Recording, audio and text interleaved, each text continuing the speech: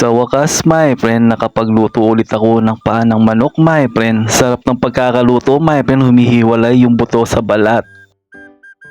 What's up, my friend? Ngayon araw, my friend, gutom na ako, my friend, kaya ito, magluluto tayo ng paa ng manok, my friend. Siguro nasa kalahating kilo lang to yung binili kong paa ng manok, my friend. Habang wala pang bumibili, lulutuin ko na, my friend. Siyempre, papakuluin natin yan sa pressure cooker, my friend. Nilagyan ko lang ng asin at saka kape, my friend. Tapos pag kumulo yan, my friend, pwede na nating inumin yung chicken feet. Ay sus!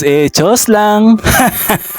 Pampalis lang ng lansa yun pala, my friend. Habang hinihintay natin kumulo, my friend, nito nagbenta ako ng plaster sa bumibili, my friend. Kasi dumudugo na daw yung sugat niya, my friend, kaya binentahan ko ng plaster. Ay sus! Chos lang!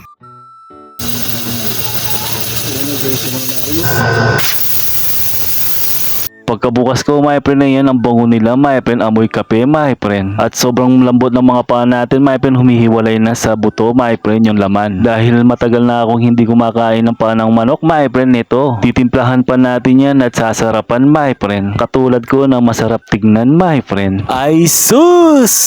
Chos lang! Ay mali pala, my friend, baka maumay kayo sa akin. Pero sa niluluto kong paa ng manok, my friend, wag sana kayong maumay, my friend, baka maglaway pa kayo, my friend. Kasi ako natatakam pa rin ako, my friend, kahit na ini-edit ko pa yung video na to, my friend. Tapos yung soft drinks na ininom ko, my friend, na yan, pakukuluin pa natin yan ng soft drinks.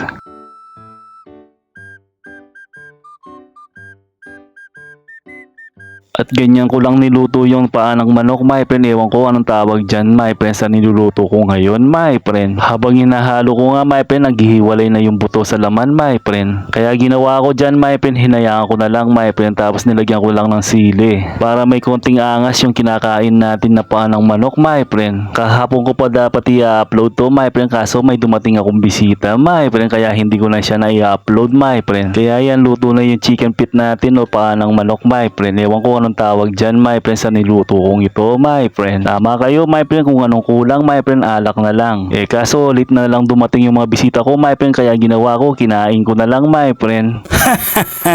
Kaya yung mga bisita ko kahapon, my friend, hindi na nadatnan yung kinakain kong ito, my friend. Bisita talaga yung tawag ko sa kanila, my friend, hindi bisita. Ay sus! Chos lang! Paano naman kasi, my friend, biglaan lang yung dating nila, my friend, hindi nila sinasabi sa akin na pupunta pala sila, my friend. Kaya pinakita ko na lang yung video sa kanila, my friend, para mainggit sila sa pagkain ko ng paa ng manok, my friend. O sige na, mga friends.